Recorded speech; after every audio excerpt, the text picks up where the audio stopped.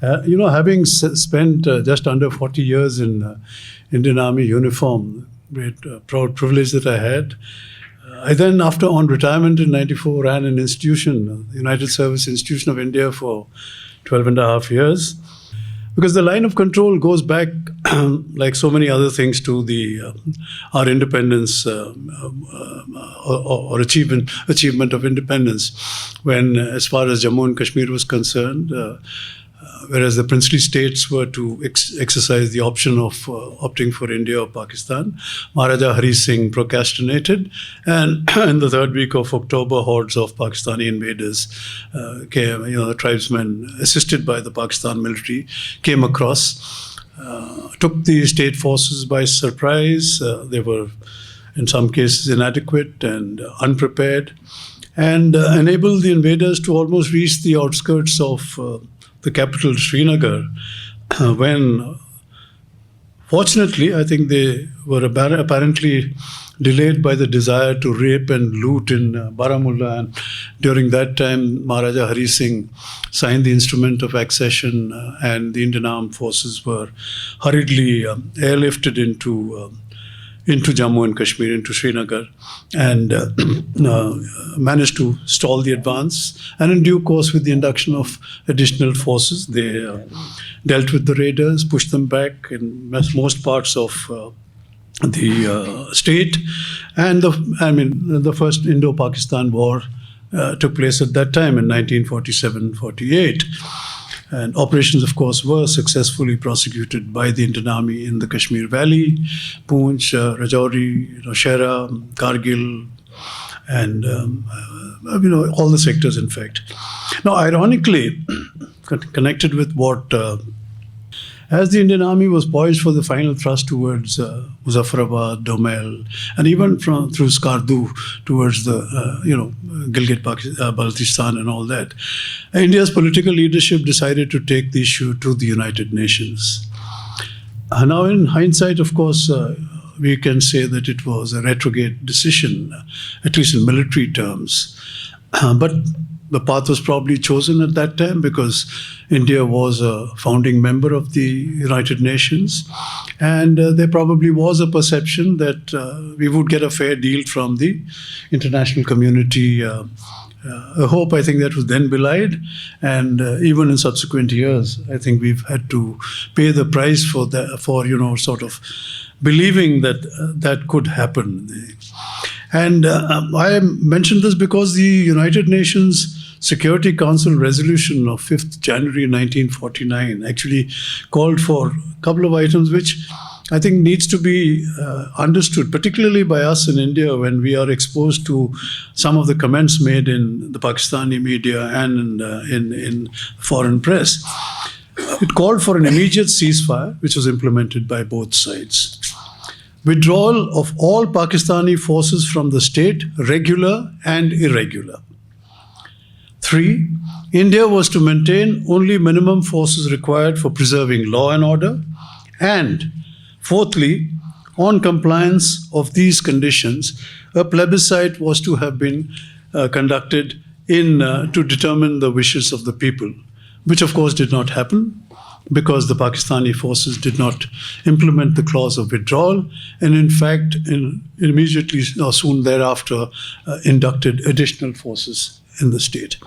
Now, of course, the situation at that time had much to do, could have been, I'm here only speculating because I cannot say this with any great degree of authority, of the ethnic composition of the state itself and the military situation there, where the Mirpuris were dominant across Poonch, Rajouri, Nowshera, the Kashmiris there, the Baltis and up there, and of course in Skardu and all that sort of place.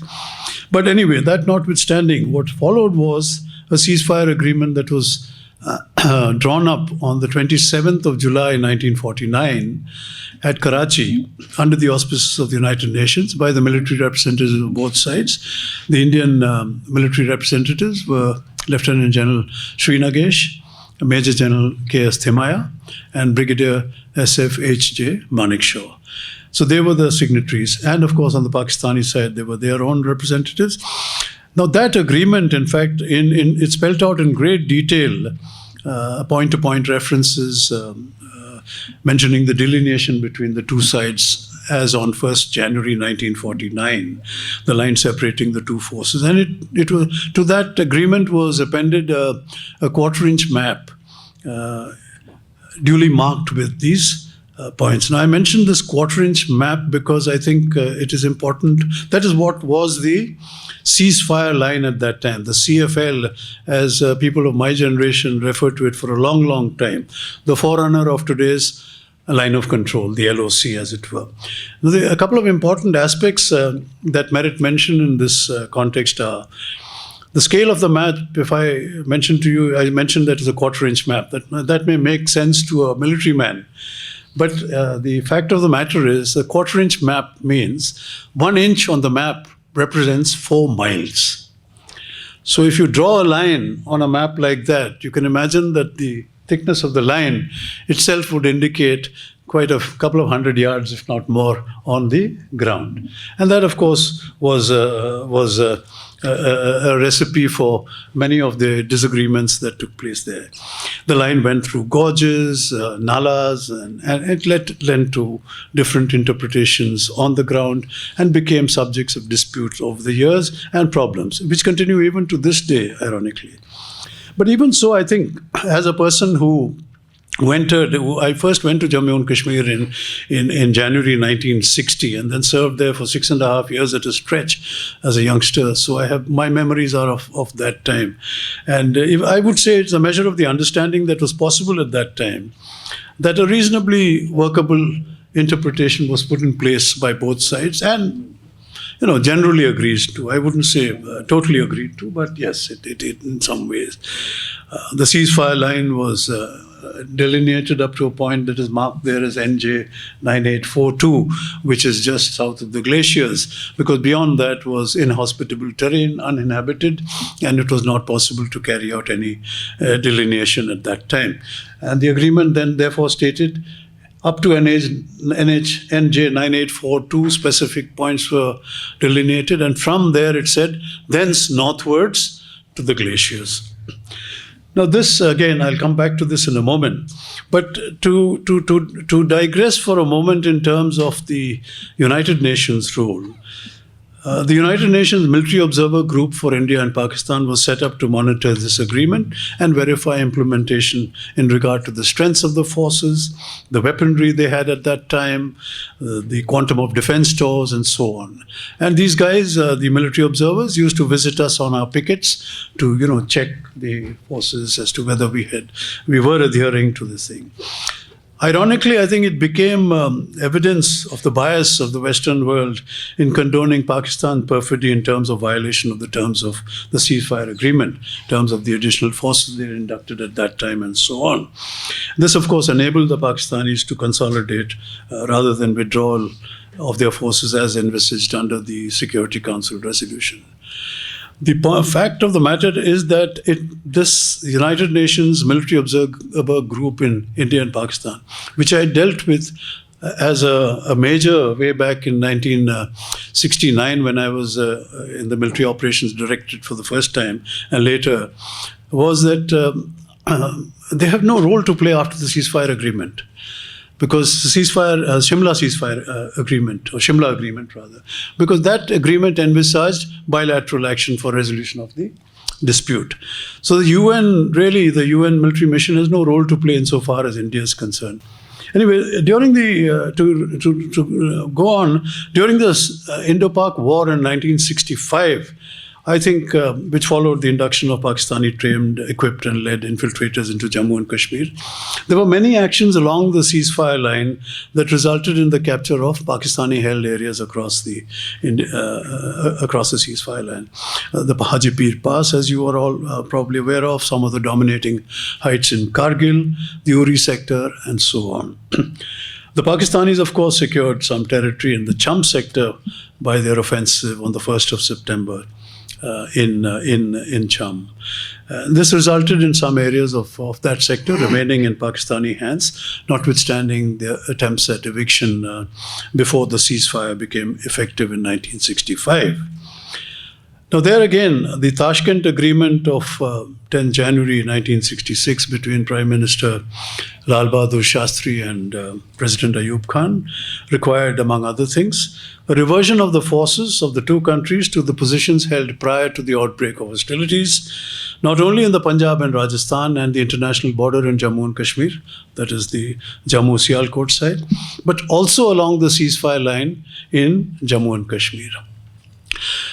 Like the decision to take the Jammu and Kashmir issue to the United Nations in 1948, agreeing to the return of these areas captured by the Indian Army along the ceasefire line was, in view of many of us in the Indian Army, and I dare say the strategic community in India, a retrograde decision again.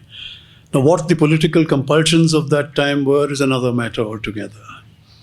In retrospect and with the benefit of hindsight, I think one can only state that the Indian political leadership probably lacked the strategic vision and determination so vital for the effective conduct of national security and foreign policy objectives. And that's not something, as I say that with some trepidation, because it's I think also something we can talk about in today's context. And I also say this with some pain, because for youngsters like us in the Indian Army at that time, I was a young officer at that time, Lal Bahadur Shastri was a hero to people like us, for the decision he took to allow our forces to cross the international border in Rajasthan, Punjab, and the Sialkot sector.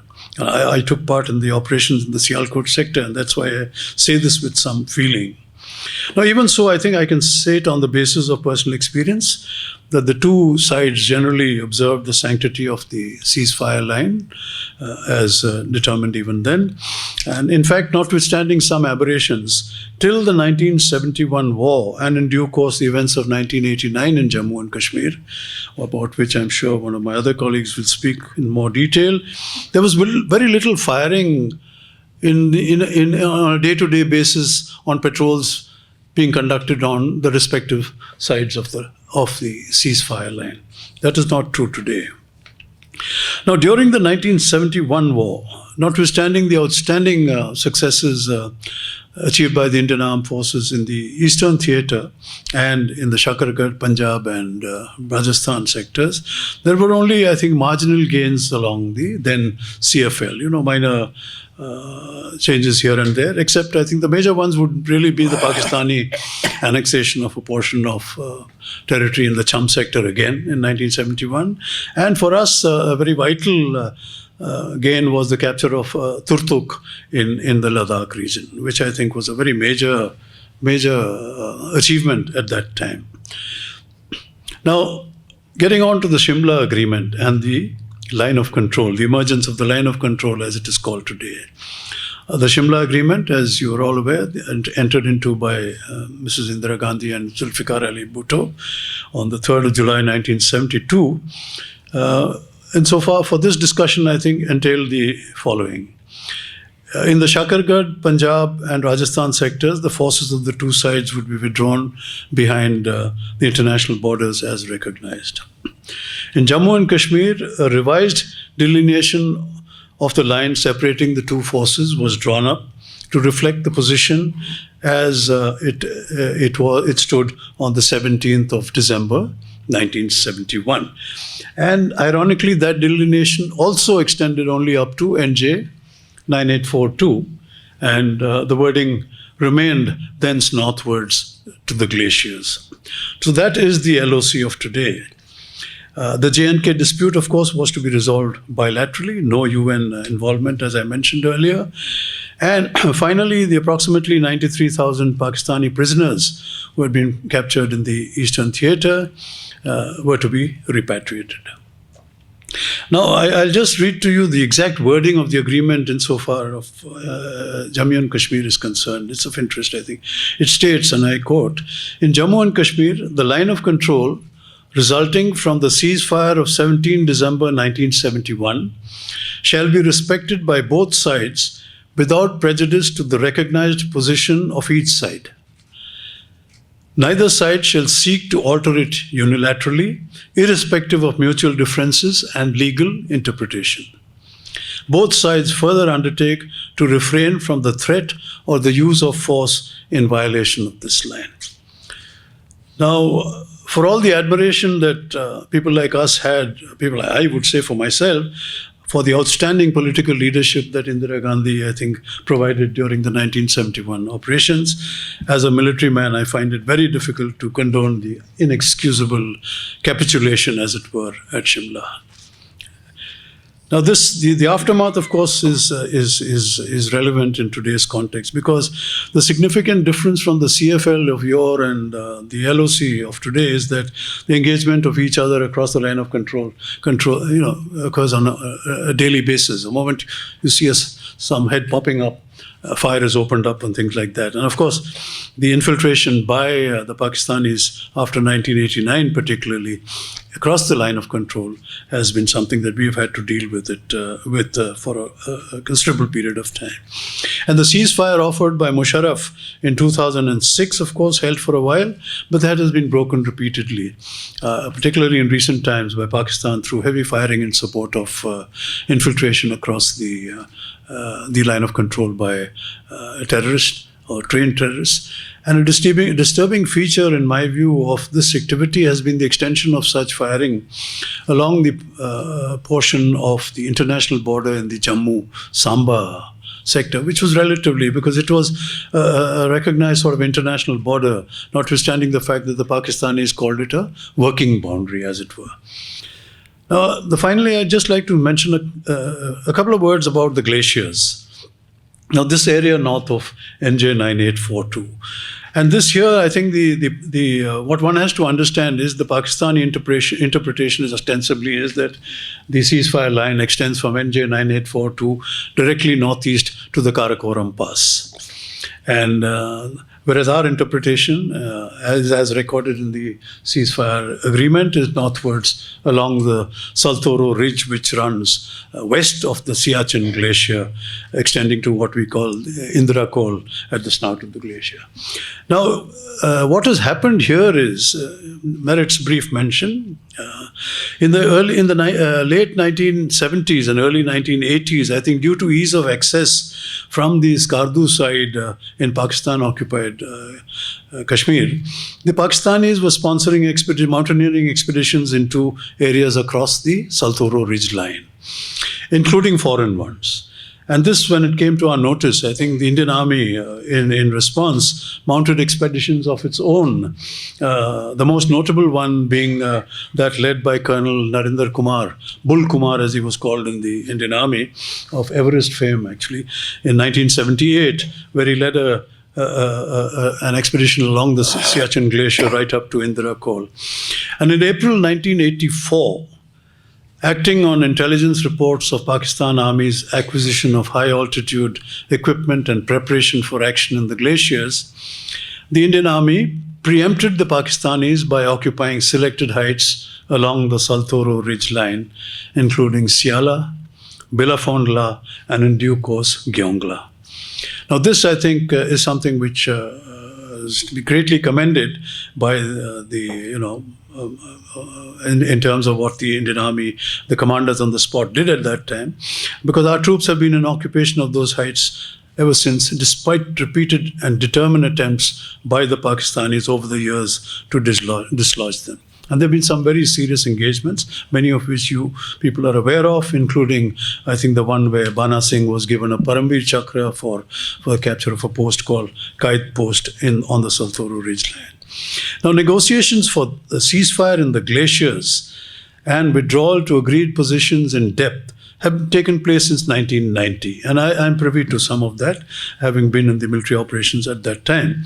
But these have been stalled, basically. There has been agreement on this extent to which we will come back to. The exact positions have been identified. But these negotiations have been stalled by Pakistan's refusal to exchange maps depicting the actual ground position on the glaciers today. And I don't know. The one can only reason that it's possibly because they have bluffed their own people and maybe their own establishment, including sections of the Pakistan Army, that they hold positions on the Saltoro Ridge, which they do not. And that is why quite often I've told my colleagues that when you refer to that dispute, don't call it the Siachen Glaciers, because the Siachen Glacier is not in dispute. It's very much in our hands. The dispute is on the Saltoro Ridge line. But anyway, that is what. Now, I had, of course, interaction briefly with them in 1991 on this, though my mandate from the government did not include discussions on this aspect. But I was quite prepared to listen to what they had to say. And they had this, their same thing. They were very keen for an agreement, but did not agree to exchanging a map. And in that context, the last point I wish to make is that whereas in the past I have long been a supporter of the talks that are being held for, negotiations on issues like the Sir Creek and the Glaciers issue, I am now of the view that in context of the Pakistani intransigence on indicating the actual ground position line in the Glaciers area, we should now club this particular issue with the overall aspect of resolution of Jammu and Kashmir, not as a standalone issue. Thank you.